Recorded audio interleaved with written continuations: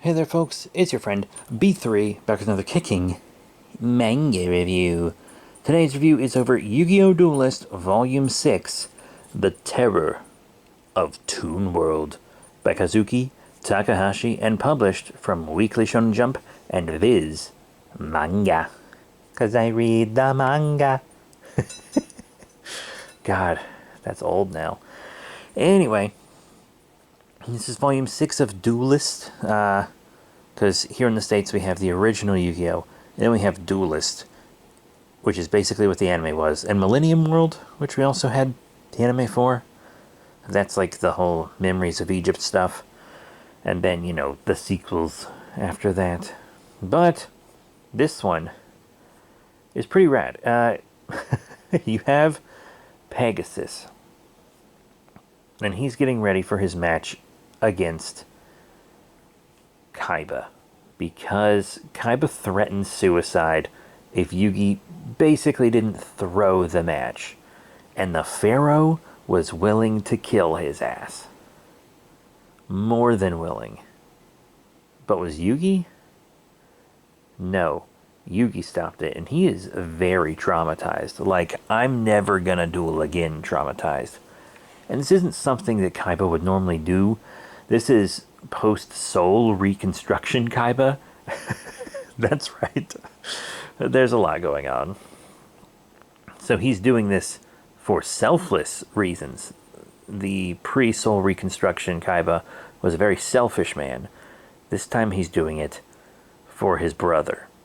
Bandit Keith saw the whole thing. Kind of thought it was rad. Little Bandit Keith, little turd.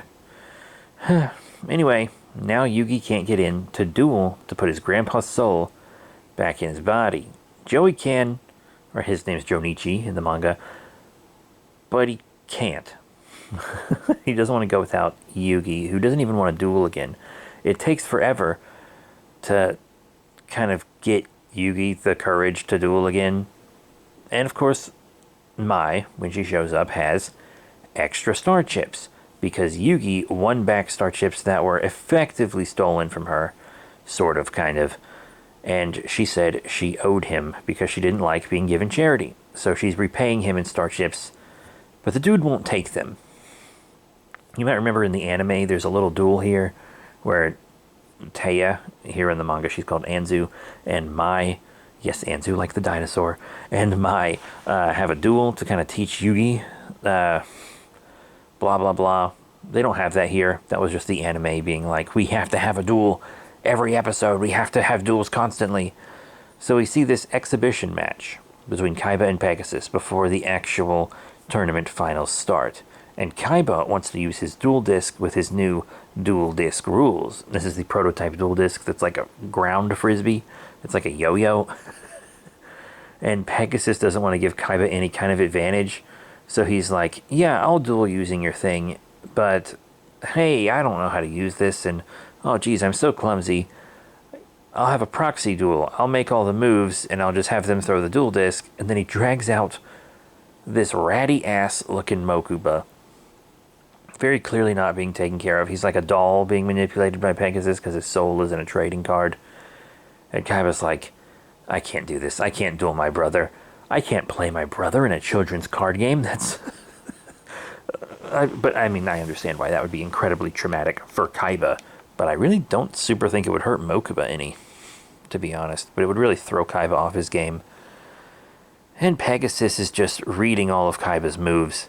And I gotta say, by the end of this whole arc, if Pegasus had just kept his mind reading a secret, and he didn't constantly gloat about it and stuff, it's very possible he could have gotten away with getting Yugi's Millennium item.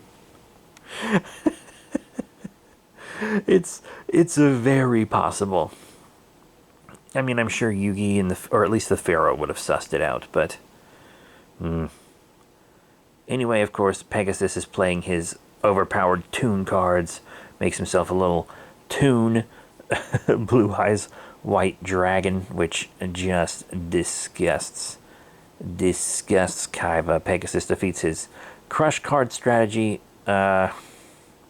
really just fucks around with Kaiba like he's playing with him the whole time. Just the entire time. And Kaiba is so thrown off and enraged by seeing his blue eyes turn into a Toon. This is spoilers for many, many, many volumes in the future, all the way into Millennium World. The Blue Eyes White Dragon is Kaiba's girlfriend. It's her soul monster. The Blue Eyes White Dragon is canonically female. Anyhow. Pegasus keeps going at Kaiba, just thrashing him. Absolutely thrashing him, taking control of his blue eyes, using cards Kaiba's never seen because they've never been fully released to the public. Pegasus can create any card he wants for his deck. I mean, honestly, that should be enough to win most games. Just make insane stuff. But he defeats Kaiba and is able to put him in a soul prison. And he effectively has control of Kaiba Corps at this point. The Kaiba Corporation is Pegasus's. All he has to do is defeat Yugi for the reputation of the company. And then it's his. It's his. He has the Kaiba heirs in his grasp. All he has to do is kick Yugi's ass. So, we get brought into this big dining area where everyone can eat. They've been subsisting off very little on the island, so they're very happy to get some food. And there are two mysterious portraits in the dining hall. One is of a woman whose identity is yet to be revealed, and the other is of Shadi. Pegasus has an honorary portrait of Shadi, who, remember, did kind of torture them in the original Yu-Gi-Oh! If you want to read that. Yeah, he wasn't always super chill. He actually dished out a lot of vigilante justice. A lot of it.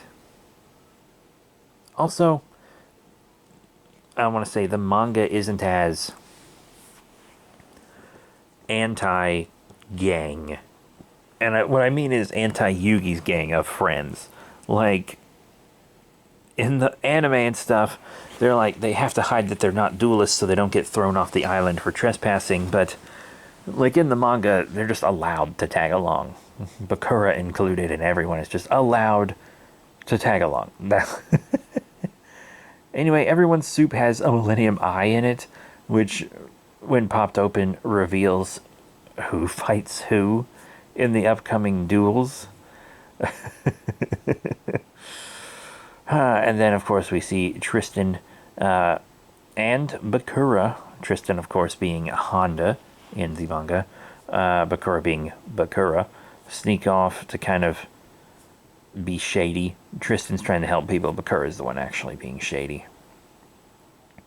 But Bakura ends up kind of helping him. They find Mokuba, get guns pulled on him, etc. And Bandit Keith entered this tournament illegally, under false pretenses. Pegasus knows this, but he's kind of just letting stuff play out because he's entertained. But Joey kind of entered legally, in a way. Yugi gave, sort of, it's debatable.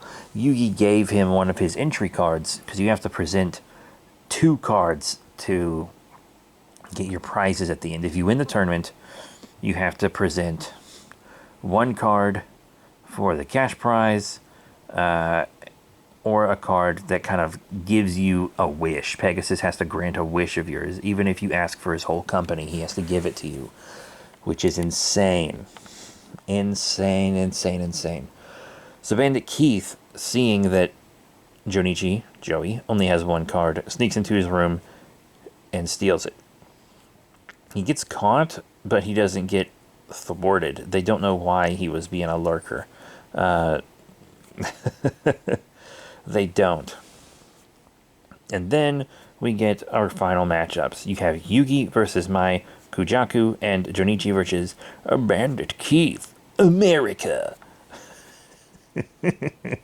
We also get swiftly reminded that Grandpa's soul is present. He's not trapped in a trading card like in the anime. I think that's something the anime did better. Throwing him in Pegasus's trading card, like Kaiba and Mokuba, was better. Because they have him on this little portable TV that they carry around. But they almost never talk to him. It's like they, or maybe the writer, forget that he's around, or it's weird to whip him out in front of strangers. It's all very odd. Very, very odd. So, we get all of our friends ready to battle. Mai and Yugi. And remember, the stages are much smaller in this. They're not the big grand stages that you have in the anime. I think those work better for the anime, but the close quarter stuff I think actually works better for the manga. I've thought on it, and I think that they both work in their respective mediums just perfectly. But we see Yugi start his battle with Mai, and she's kind of kicking his butt with Mirror Wall and Cyber Harpy Lady and blah blah blah. Oh, and then the manga ends.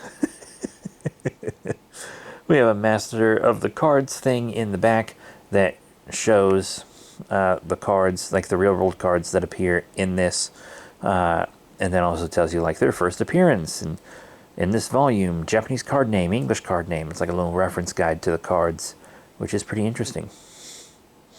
So that is it for Yu-Gi-Oh! Duelist Volume 6, The Terror of Toon World by Kazuki Takahashi.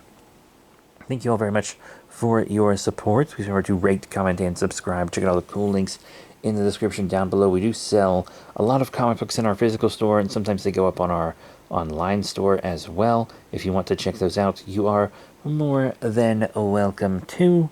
Next time, I think we're going to do Moon Knight, and then hopefully we'll be back onto Yu-Gi-Oh! So that's it. Thank you all once again. See you all next time. Bye for now.